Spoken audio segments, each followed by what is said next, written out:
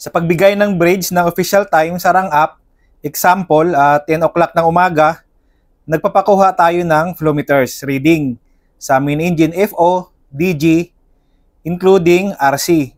Example, reading natin ay 7920 sa rang up. So yung RC ay makikita yan sa engine control room. Then noon, ay magpapakuha ulit tayo ng flow meters. So example, yung reading natin sa RC ay 15840. So ang formula ng RC natin ay RC noon minus RC rang up.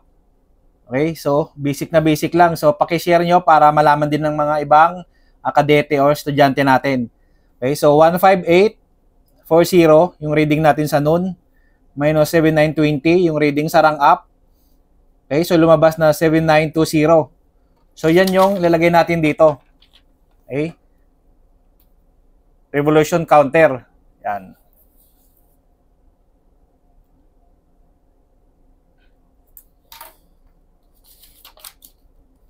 Okay, nakuha na natin yan.